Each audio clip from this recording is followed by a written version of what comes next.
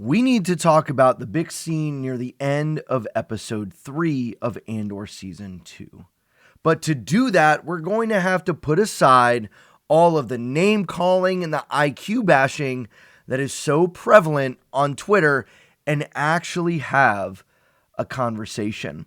So, if you're coming to this video just to spew a frustrated opinion down in the comments below and you're not going to actually engage in a positive, helpful way, I'm just going to delete the comments because that's not what this is meant to be. I think we can have an adult conversation between people who enjoy Star Wars, or at least that's kind of my hope.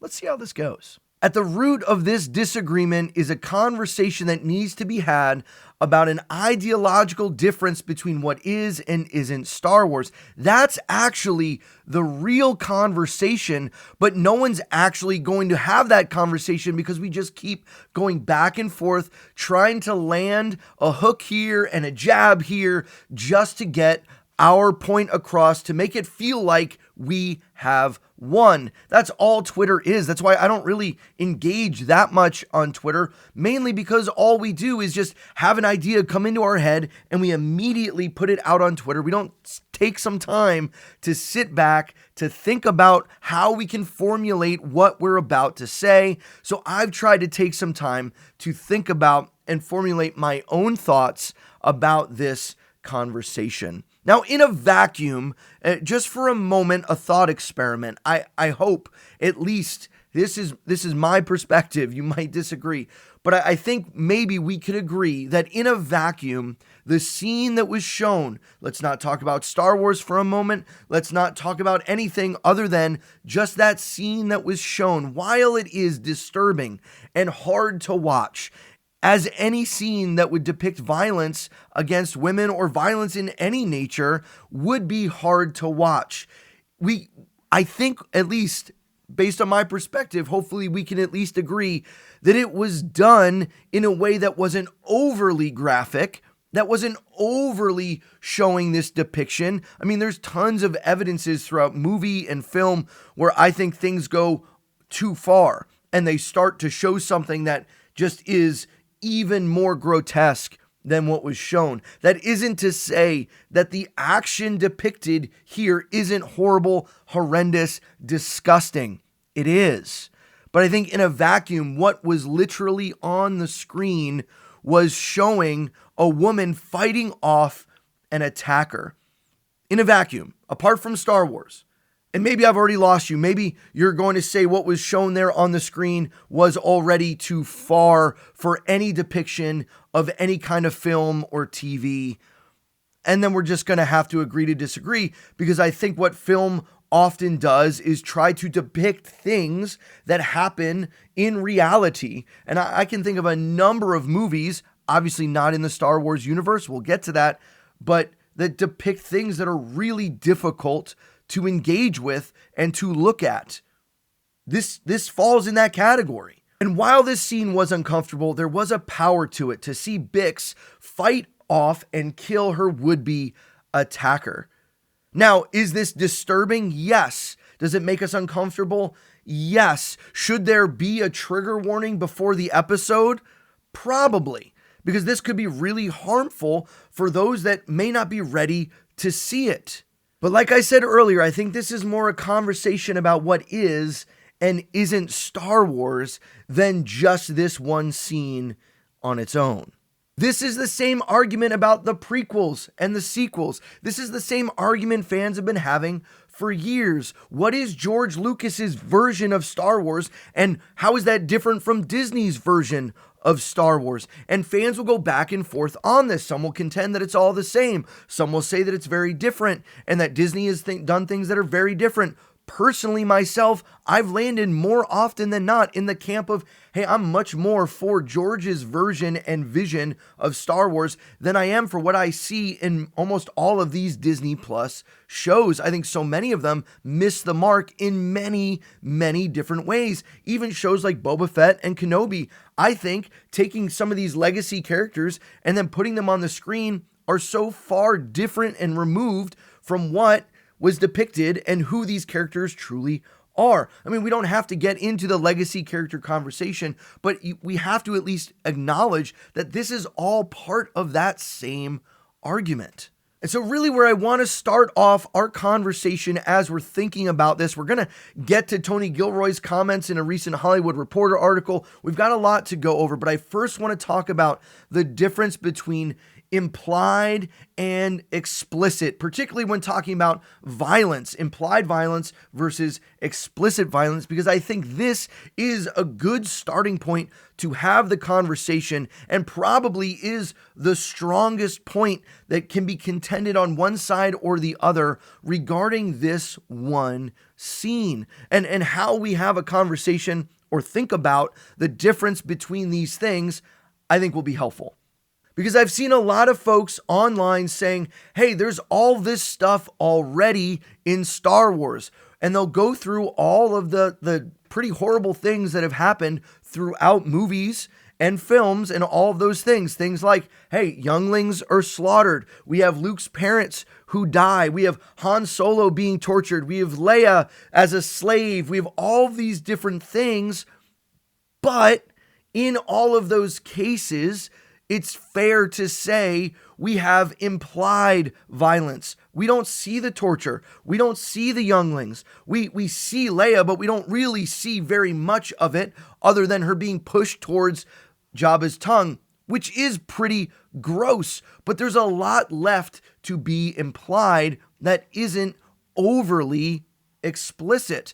And that was done intentionally. There were even scenes that were shot of the younglings that George took out of the prequels because he didn't want them there. So you can even see this debate internally in George say, hey, we wrote this, we put this here, we put it to film, and then we decided to take it a step back. But also at the same time, George has been very clear and explicit that Star Wars depicts some things that happen in real life. He's taken ideas from real life history, from real life oppression, and built that into Star Wars. And that's not a surprise. That shouldn't be a surprise. That's really the makeup of this oppressive empire and this small fledgling rebellion fighting against the oppression of evil in their time, in their galaxy. That's really been a part of Star Wars from the beginning, and it always will be a part of Star Wars. I think the thing that makes Star Wars so universal is that it connects to these universal truths that all people experience in all societies, in all cultures. We've all experienced this authoritarian oppression in many different ways. It doesn't take long to look through the pages of history to see how that plays out all over our globe in our galaxy. And so in a way, George is taking inspiration from reality. And Tony Gilroy is doing the same thing. He's taking inspiration from rebellions throughout the ages. He's taking inspiration from real life history. Now, you can also say that Tony Gilroy is ratcheting it up with more explicit content, or at least less implicit, more explicit. And I don't mean explicit just in the sense of this scene, but they show more than just let it be left to the imagination. Though they do leave some things to the imagination. Think back to season 1 when you had Bix being tortured. Yes, we hear her screams, but we don't know what she's listening to. We don't really go deep into that. That's left to the imagination. The scene with Bix and Tim, it's implied that they spent the night together. We don't see the explicit nature of what that would be like. So I think there are some ways that they do it, but they also made this show to be more real, more gritty, more dark about the inner workings of the rebellion. And you might be saying, oh, wait, but that's the problem. That's not Star Wars. Star Wars is meant to be not real. Star Wars is meant to be in a galaxy far, far away. And I thought, yes, it is. It's both of those things, because this still is in a galaxy far, far away. And it's also based on real life things. It's inspired from real life, in the same way that the original trilogy was inspired by real life. Now, you can argue that you like one versus the other, that you like the way that George did it better than the way that Tony Gilroy is doing it. And that's fair. You can have that opinion. You're able to hold on to that opinion. I think they both did it in different ways with different audiences in mind. George made the originals and the prequels for 12-year-old boys. That was kind of this sense of adventure and hope and this understanding that, hey, there's a relationship with a father and a son and all of the friends and the challenges that come alongside of that, what it is to go on a hero's journey. That was the originals. That was the whole point of the original trilogy. And then we kind of extend it out into the prequel trilogy, where it gets a little bit more into the politics of what had been going on behind the scenes. How does one go from being a Jedi Knight to being a Sith Lord? That's kind of the track of Anakin in the prequels, and it gets a little darker, particularly in that third film. It gets a lot darker as Anakin is pulled to the dark side, and all kinds of things happen, even like him force choking his pregnant wife. That isn't completely crazy explicit, but there still is more than just implied violence in some of those places. And so you can start to see how we have a little bit of both of this, but obviously Andor is going a lot more showing you what's on screen than just letting it be implied. And so some of you might be saying, see, and that is the problem. That's not Star Wars. And I would just then ask the question and say, okay, because Tony Gilroy did it that way, does that mean if you go towards that realism, towards that gritty, dark, that becomes not Star Wars? Is that the line? It has to stay fun and happy and hopeful always. It can't be dark and challenging and oppressive in other ways. So we can't just say that George would never condone anything graphic in nature or even sexualized in nature, especially when we know about the show that he's made. And I find it very interesting that some of the people that are pushing back against what's happening in Andor were praising and celebrating George for what he was considering to do with his show Underworld. The Coruscant lower levels, I like Scumbags, I like the dark, gritty side of Star Wars. Tell me what you would be so excited for in that. Literally that. The dark, gritty, just balls to the wall. And he said it was going to be extremely violent, and it was going to be just like sexual themes. And this was going to be a show that wasn't really about the Jedi. It was more so about the scum and villainy, which is, Boba and all of the dirty shit that he has to go through and do, and the people who hire him to do things. I think it would have been a really cool show. This creator in Star Wars said this: SA in Star Wars feels unnecessary. You can portray power dynamics and making the audience hate the Empire in other ways without taking it to such a disgusting place. Vader wouldn't tolerate that, nor does the Empire condone it. It has no place in Star Wars, period. Unnecessary. And then one of the replies, he also said this: You honestly think that if Vader saw that, he wouldn't kill the guy and leave? Heck, he might kill the girl too, but no way he didn't let that imp live. If he saw imps killing younglings or anyone, he wouldn't really give an AF. So which is it? Does dark, gritty, and sexualized content not belong in Star Wars? Or does it only belong in Star Wars when George Lucas is the one that can do it? And I think that is some of the conversation that's happening online, that if we're going to be consistent, we at least have to say, well, if I thought that George's version, maybe not of this specific scene, but of George's version in general was going to be dark and gritty, I can't hold that as my main criticism. I don't think that holds up. So then the main criticism can come back to, okay, well, fine, it can be dark, it can be gritty, but I think this crossed the line. And I think that's, again, let's have a conversation. That's a fair point. Does this cross the line in what we think should and shouldn't be depicted? As mentioned earlier, I think it depends upon your version and perspective of film and who the audience is. If it's for an adult audience, this was TV-14. This wasn't engaging children in the youngest sense of the word. It was engaging those under 18, and maybe this episode on its own should have been graded higher. I think that's a fair point, as I mentioned before, about the trigger warning to those who maybe don't want to see this or don't expect to see this in Star Wars. And that's maybe some of the challenges, this expectation versus reality, that we're expecting a certain thing when we come to Star Wars. But Andor has never been about giving us the fun, happy-go-lucky adventure type perspective of Star Wars. And even to those who love the original trilogy, most would agree that the best of the 3 original trilogy films is the darkest and the one that kind of goes into the pain and suffering of the characters the most. I think part of the challenge is we all come to this conversation with personal biases. It's not possible to put all of those aside and talk about things. We have opinions and thoughts and ideas about what Star Wars is and what Star Wars isn't, and that all informs what we talk about. But even worse, I think, is when we fall into tribalism and allow our tribalism to dictate our conversations and our beliefs. And what I mean by that is I see a lot of folks on Twitter just falling into the camps that they would usually fall into, and they make it an us versus them thing, saying all the people who are for it are this way and all the people who are against it are this way.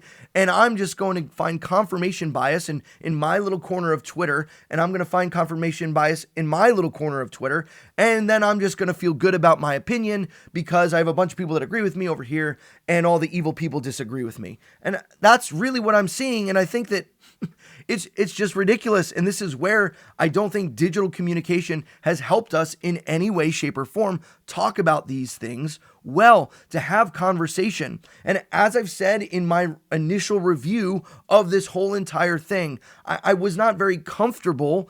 I was not easy to watch. It was not easy to watch this scene, but I think the way the scene was portrayed was done in a powerful way, yet I disagreed with the use of the word.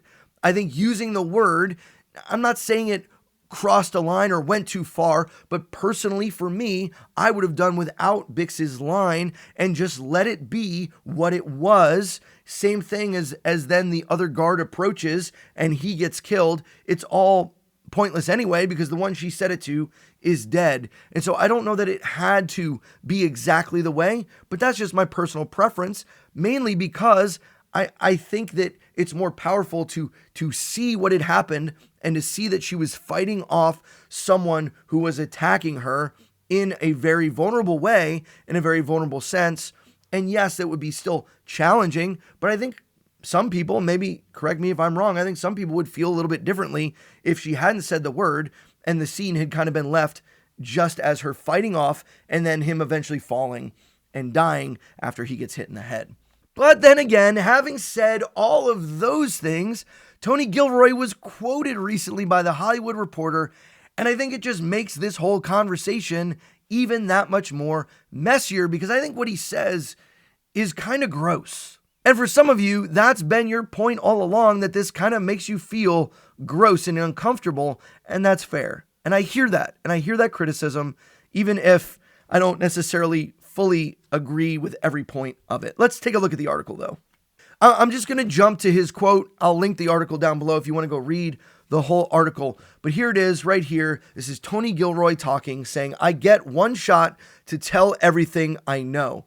And I think that's partly what he's done a little bit differently in Andor Season 2, is I think more things are kind of forced in there than necessarily maybe were in Season 1, where Season 1 felt more like the story dictated all the choices. And now there's this element where I think Tony is trying to make things a little bit more parallel to real life in Season 2, which I think is a fair criticism. I get one shot to tell everything I know or can discover or that I've learned about Revolution, about battles, with as many incidents and as many colors as I can get in there without having the story tip over. So he's trying to fill it all up without it tipping over. That's not the Tony Gilroy that talked about Season 1. It's a little bit different. Season 1, he talked much more about the process of writing characters and allowing the characters to create the story. Now it feels much more like what Leslie Headland was trying to do with The Acolyte, forcing all of the things she wanted to be in there to be in there. And I actually disagree with Tony in this point. I mean, let's be honest, man. The history of civilization, there's a huge arterial component of it that's rape. All of us who are here, we are all the product of it. I mean, armies and power throughout history have committed it. So to not touch on it in some way, it just was organic and felt right. Coming about as a power trip for this guy, I was really trying to make a path for Bix that would ultimately lead to clarity, but a difficult path to get back to clarity. Asked about Disney's reaction to the scene, Gilroy says he didn't get any studio pushback. No one ever said anything about it, ever, Gilroy said. But I mean, we have limits on what we can do. We are very aware of what we can do sexually and violence-wise. Those limits were made very clear. So in the limits that were made about what they're allowed to show, and even in this episode of how characters die, of how they incur those things, there's not a lot of blood and gore or anything like that. There never has been. They're still staying on that line. There's a little bit of blood in this scene when they're fighting.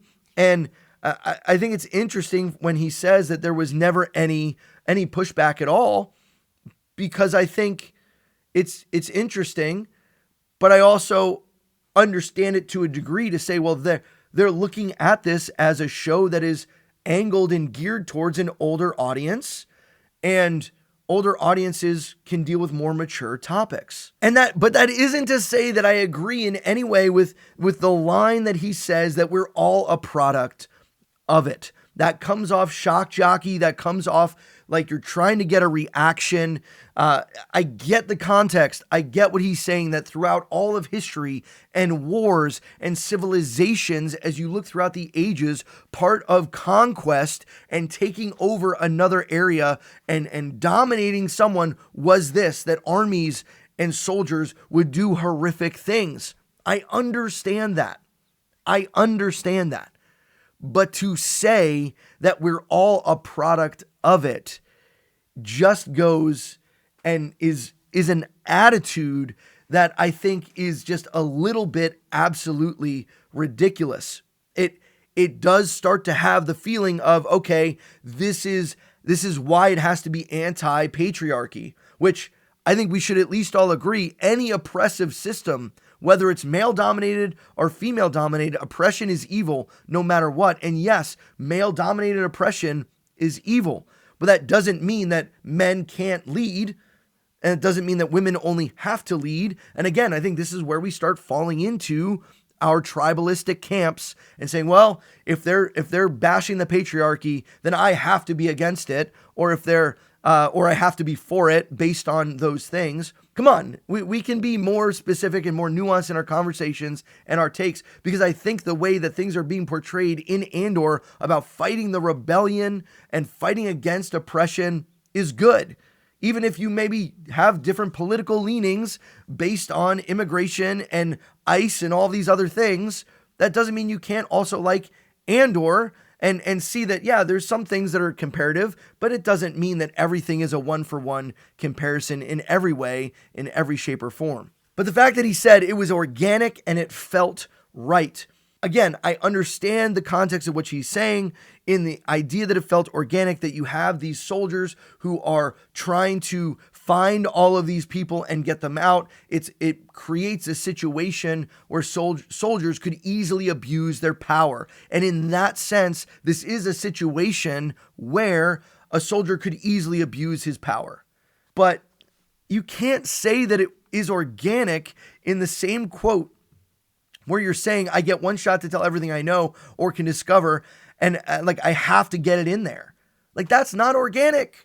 I have to get it in there is not organic. And so I think that there's a little bit of back and forth talk here that Tony is having. And honestly, after reading his article, it's made me less comfortable with the scene. And not to say that I was very comfortable with it and saying, oh yeah, it absolutely belongs. But I was more in the camp of, hey, some of these things I think are appropriate for us to have conversation about. And I think maybe just I thought the scene was going to be even more graphic than it was. I didn't know what they were going to do. I thought it was going to be even more. And so maybe my expectations were further because of the way people talked about it on the lead up to it. And so when I saw what happened, I was like, okay, that was the scene and that was the line. I understand. But then I hear things like this and like, it wasn't organic. It felt more forced. And I understand why maybe the studios didn't say anything about it. But now I'm sitting here as one who my initial reaction was one of saying, well, I didn't love the use of the word. And I can understand the perspective of those who say this wasn't implied, this was explicit. And I prefer things in Star Wars, and Star Wars is more about the implied versus the explicit. And I think the motive behind it isn't as pure as I kind of hoped it would be, because it comes off a little bit forced. And so I come to the end of all of this conversation simply to say, I think there's an avenue where I can see both sides of the argument without calling one an essay fantasizer who wants to put it in Star Wars for kids, which is a complete straw man argument, or calling the other side just basically like George Lucas loyalists who just want to control and gatekeep everything about Star Wars. Because I do understand Tony's perspective of wanting to bring more realism to the atrocities of war into Andor. I understand that that's what he's doing to a degree here. I don't love the comments that he's making. And so really, as I sit here today, I'm not really so far one direction or the other. I'm not going to sit here and try to make up all these other arguments about this is the same thing as Leia in Return of the Jedi. I don't think it's the same thing. I think it is different. It's meant to be a little bit different. It's meant to be more explicit. But I also am not going to sit here and pretend like real evil isn't implied in what is geared for children, can be explicit in what is geared for adults. I think that's possible too. And so while I'm here kind of almost rethinking some of these things on camera for you guys, I would love to hear your thoughts in the comments down below. Please be respectful to one another. Be respectful as we engage in this conversation. I am just going to start deleting comments that I think are just straight out disrespectful without actually trying to have dialogue. I don't think that's helpful in any way, shape, or form. And if it just gets too much, I'll just turn the comments off in general, because my hope here is to get us all thinking. I'm not planting my flag specifically on one side or the other, because I think both have some valid arguments, and the very nature to be even able to say some sides have valid arguments, I think is an important place to be in the Star Wars universe without just using hyperbole and name calling and ridiculousness to get our points across. So at the end of the day, do I think some changes could have been made to the scene? I do. I think some things could have been walked back, just some, to make it a little bit more implied, and it would feel a little bit more in universe to some of the things that have been. But I do also understand the desire to bring in realer examples to show the oppression of this empire against people. This is how a rebellion comes about. It has to be messy before people come together and really fight against the oppression. So does this scene feel like it belongs in an HBO Star Wars show, not a Disney Plus Star Wars show? Yes, it does. Was Andor ever made or developed with kids in mind, as the Star Wars films have been? No, it was not. Does that somehow make SA okay or permitted or something we want to see? Absolutely not. We are not saying that. No one is making that argument. No one is saying that. In fact, I think all of this conversation about this topic could be redirected toward a better, more productive conversation about the dangers and the problems in our society that still exist, that this is even still a thing that happens today. Because at the end of the day, Andor is a show about the harsh realities of a rebellion, reflecting some of the real life events that have happened throughout history. In the same way, Star Wars was a reflection of some of the real life events that have happened in history. The difference is the direction towards the audience. One was geared and directed towards a younger audience. One is geared and directed towards an older audience. That's the difference in much of my mind, and why I can see really both sides of the perspective. And probably what's going to mean is you're just all not going to like me, and that's okay. If you all disagree, you can all disagree. That's what this is for, to be able to share our opinions. And ultimately, we'll just kind of have to wait and see how this all goes. But I would also love to hear, does this mean for you, you're not watching anymore Andor? Or are you going to still watch the rest of the episodes? Would love to hear what that's all about. Guys, thanks for being here. I know this was a longer video, but I hope it got you thinking and engaging in some of these conversations in ways that don't often happen on social media. I appreciate your time. Thanks for being here. I'll see you on the next one.